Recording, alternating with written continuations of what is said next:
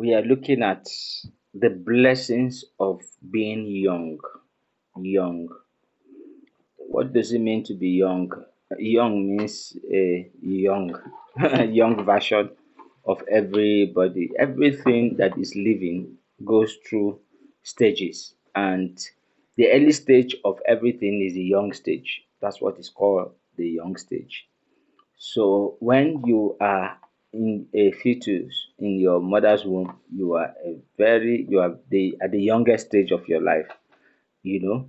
And then once you are born, then you are considered to be, excuse me, a newborn baby. You are considered to be a newborn baby. So when you are young, it's a very important age in your life. And if you are not up to 40, you know, you are really young. But when you get to 40, you are already in your mid age, and you have lived half of your age in most cases, because you are unlikely to see another 40 years. If you have reached 45 years, oh, that's terrible for you, because you have gone halfway, because you're unlikely to see another half of your years again, because at 45, the next 45 years, you are going to be 90 years. Very few people get to live to be 90. Even if you turn 90, very few people are able to be productive at 90. Okay, if you have 50 years, you know, it's like you have already, you are already not young again, because you have lived, much, a lot of a large part of your life. So the best stage of your life, and the most important stage of your life, is between age 0 and 18. And that is the age that is regarded as being young. You are young, and that's the most important age 0 to 18. And that age 0 to 18 is a very important age, and that age is the age where you are able to have great imagination, where you are able to develop imagination, you are able to hear God, and you are be able to see a future. You are be able to see a future, whether you are going to be a great person in future, you will see it. You are be able to see a picture, whether you are going to be, a king in future. Joseph had started having his vision when he was a teenager, and that's why he was just like, 17 thereabout. The same thing with David. He had his vision when he was, at that age. And most time, God wants to reveal people's purpose to them between that age 0 and 18, because that age you have the ability to look back, and you have the ability to see a future. So the purpose of being young comes with a lot of preparation, and that preparation is to prepare for the future. So age 0 and 18 is a preparatory age, and it's a blessing age. It's the age that is filled with a lot of blessing. So it has a lot of advantage, and it is the age where you are able to define what you want to do with your life. If you are able to know your purpose between 0 and 18, then you have, you understand the power of focus. And then you will understand that time does not wait for anybody. you know if you start passing exams between 0 and 18, you are going to most likely pass a lot of exams in life. If you start failing exams 0 and 18, you are going to struggle with a lot of things in life. So as children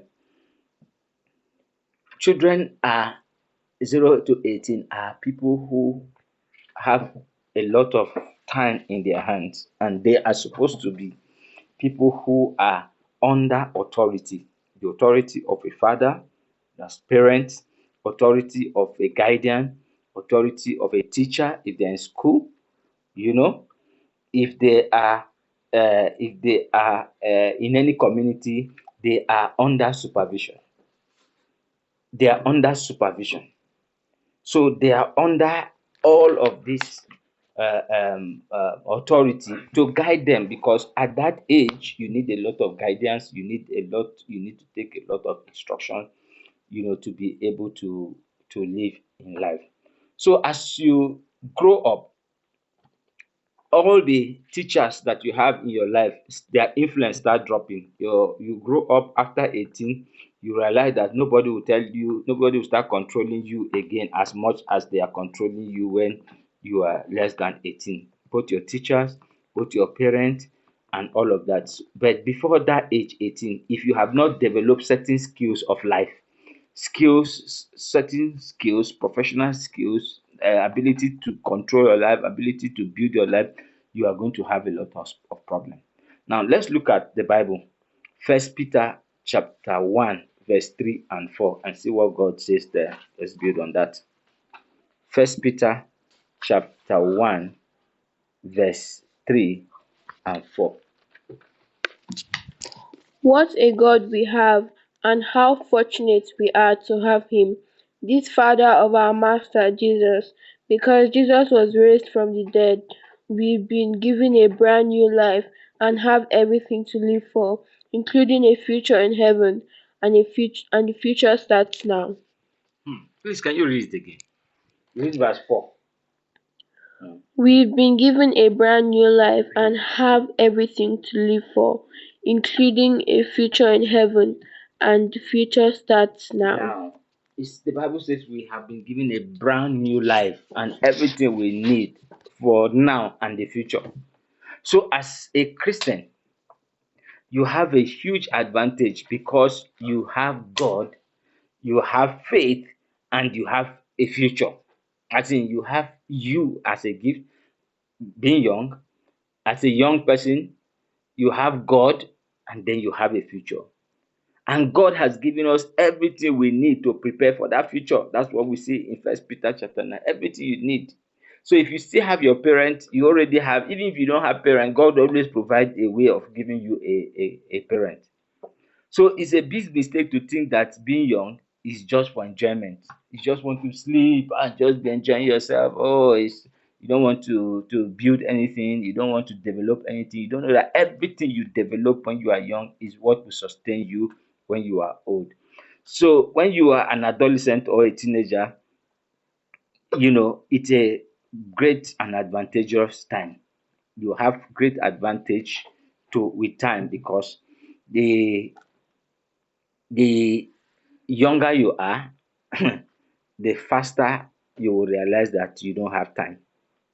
But the advantage of being young is that it is a fast growth period. You'll be growing very fast, and then you are less fearful.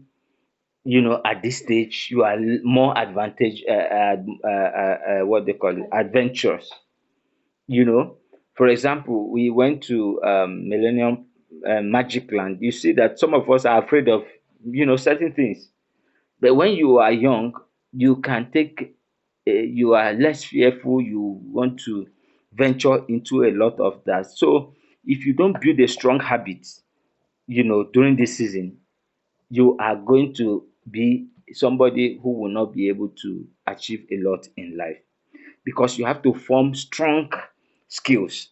These skills will stay with you all the rest of your life forever. So, but if you don't build that strong skills, they will not be there for you. And the truth is that nobody remain a child forever. Change is inevitable. If you look at yourself today, you are 13 years old, you realize that you were once 10-year-old some years back. You were once 9 year old. If you are 12 today, you realize if you are 40 today, you realize you were 30 some years back. So you see that it's not static. As soon as you are born, you go through the childhood period, you go into the adolescent and teenage old age, then you go into adulthood. By the time you are 40, you are a full adult, and people are expecting a lot from you. Then after 45, you start going to the old age. 45, 50, 60, 70, you become an elder. From 60, you become an elder, an elder stateswoman, an elder statesman. And then 70, 80, they are like you are waiting to die. Then the next thing after that is death. So the best time to prepare for the future is when you are young. To prepare for when you will be who you are when you are at age 40, when you are at age 60 is now you prepare. As a young person, you get a lot of good support now, a lot of good support system. Your parents will support you, friends, aunties, and all of that. When it's your birthday, you have everybody, oh, they want to do things for you and all of that. But sooner than later, you just realize you get older, the support system starts diminishing, and you now become the support system for other people. You just realize that you have become an auntie, you have now become an uncle, you have become a mother, you have become a father.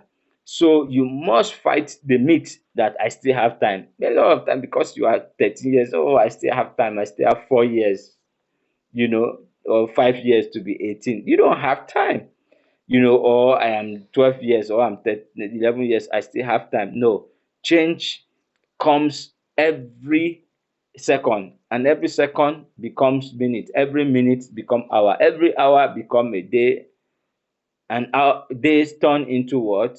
Weeks, and weeks turn into months, months it turns into what? Years, and then your life is gone.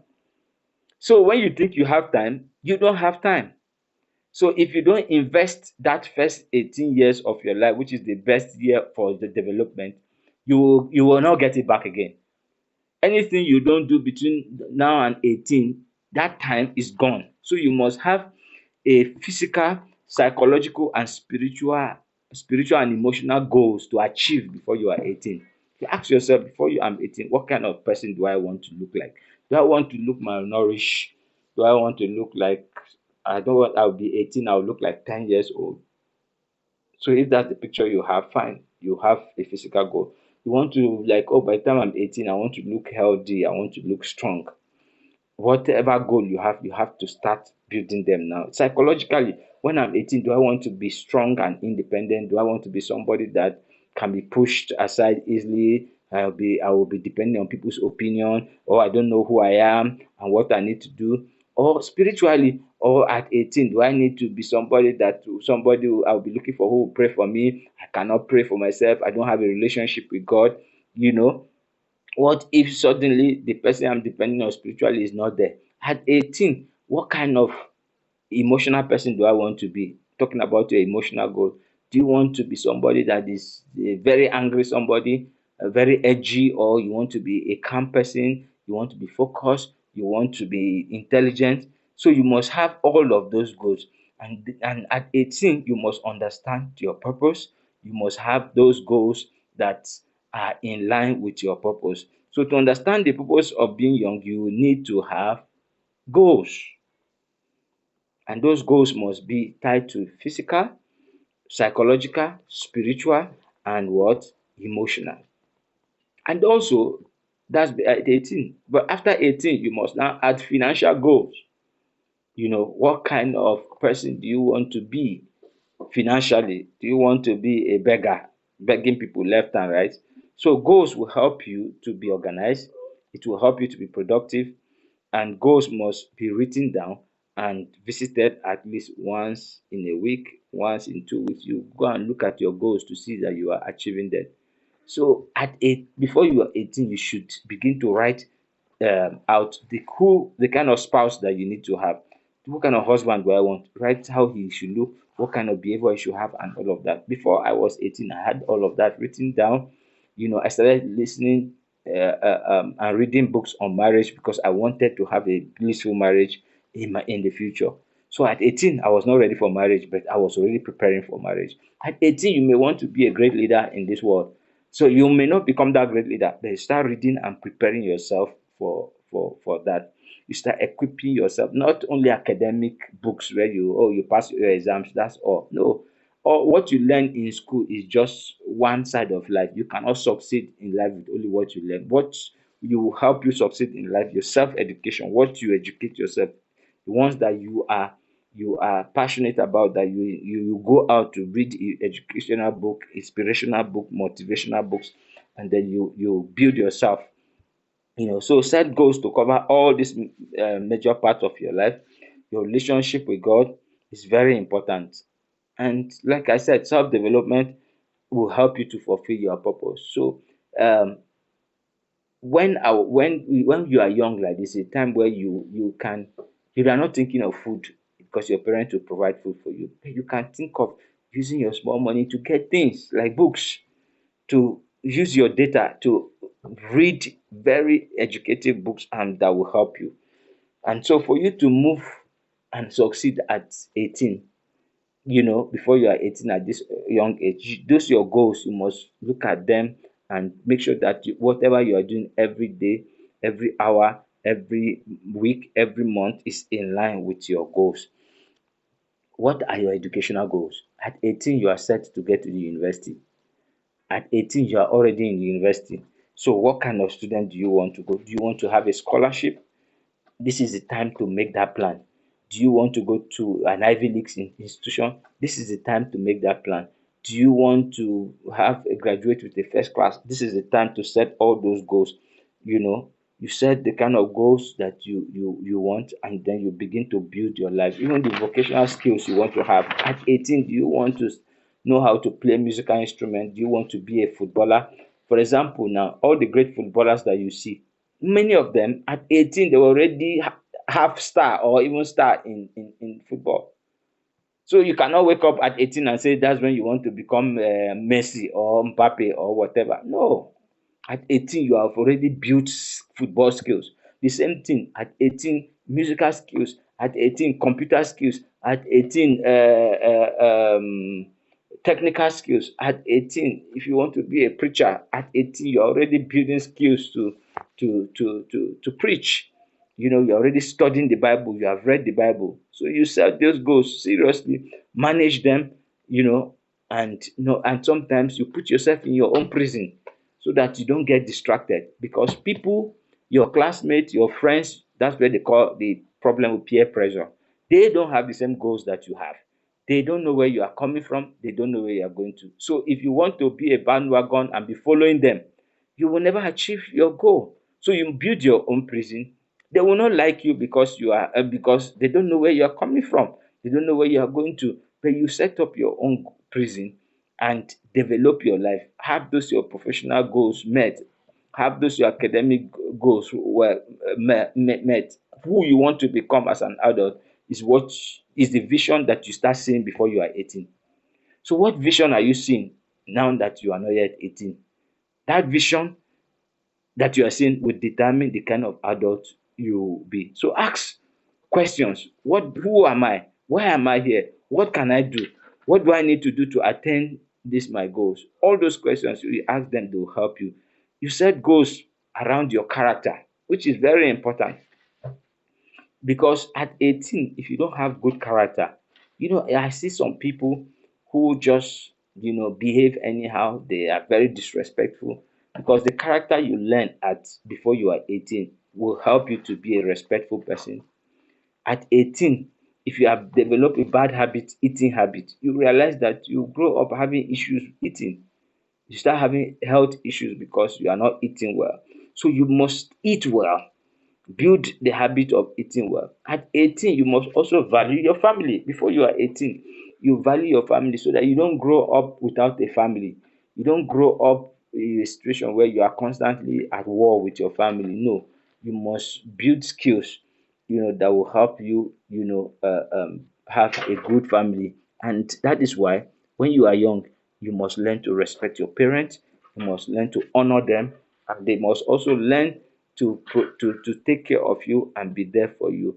But as children, the Bible says in Ephesians that children obey your parents in the Lord, for this is good and this is a blessing. And there's also the balance. Parents, don't provoke your children. So when you are young, obedience to parents, obedience to adults in the Lord. Make sure that you are not obeying them when your parent or an elder telling you to do something that is against the law or against the will of God. You don't obey such instruction. You only obey only what is in line with the will of God and is in line with your purpose and calling. So it's a lot of blessing to be young, and God has provided everything that we need for the future when you are young.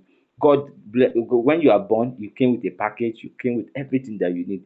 And that's why you are born into a family. And the family is to steward you, is to manage your life and to help you. As parents, some of us no understand that our children are gifts from God. However, we are not the owners. We are managers to manage them, help them find their purpose, help them discover their calling, and help them be able to fulfill them. So we must not take ownership and want them to live for us and live for our purpose. No, our children are supposed to live for the vision that God has revealed to them, for the purpose that God has showed to them. Our duty as parents is to support them, steward them, encourage them, and build them to fulfill that purpose. The Lord bless us.